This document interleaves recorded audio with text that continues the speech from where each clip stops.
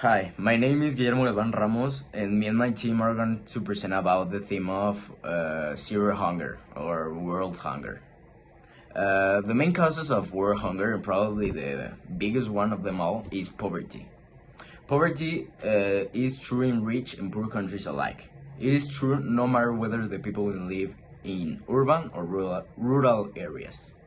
Most people who are hungry are living in extreme poverty, defined as income of $1.90 per day or less. The largest group of people in the world in extreme poverty are smallholder farmers in developing countries. They do not have the land to grow enough food to supply themselves with enough food for a year round. And they earn so little income from what they sell that they cannot afford to purchase food from other sources once their own supply runs out. People who live on $1.90 per day spend most of their income on food. Under stable conditions, they can scarcely afford enough food to protect themselves and family members against hunger. Basic grains such as wheat, rice, and corn make up the largest share of calories among people in developing countries who are hungry. In 2009, prices of these grains spiked and hunger surged for a short time at an additional 50 to 100 million people. Parents tend to cut back their portions relatively brief periods of instability. Over a prolonged time, they may have to pull children out of school to earn income and pay for the food. These are just little examples of what causes this problem, but it's just enough to understand the magnitude that it has. Facts about hunger in Mexico.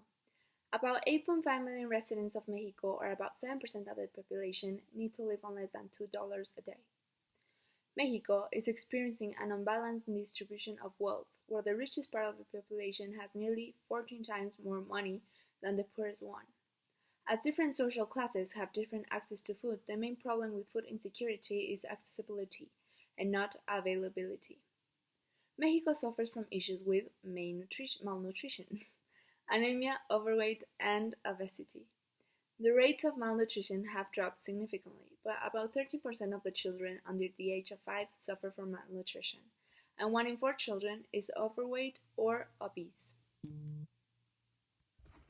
Around the world, there's more than enough food to feed the actual global population, but still, more than 690 million people go hungry. Hunger is affecting 8.9% of people globally. From 2018 to 2019, the number of undernourished people grew by 10 million. And there are nearly 60 million more undernourished people now than in 2014. In 2015, world leaders charted a new set of Sustainable Development Goals, SDGs. The second of these is to end hunger, achieve food security, and improve nutrition, and promote sustainable agriculture by 2030.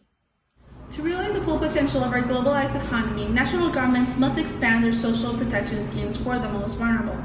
Providing this opportunity for equitable economic growth will raise the purchasing power for the poorest 2 billion people, which in return will create incremental demand, generating new jobs and jump-starting local economies. Investing in inclusive development isn't just the right thing to do. It makes good business sense. So, after a lot of consideration and research, people have found a possible solution to end world hunger. And step 1 to the solution is to put the furthest behind first. Step 2, pave road from farm to market. Step 3, reduce food waste. Step 4, encourage a sustainable variety of crop. And step 5, make nutrition a priority, starting with a child's first, 1,000 days. So with just 5 steps, we can find the solution to zero hunger. Thank you for your attention.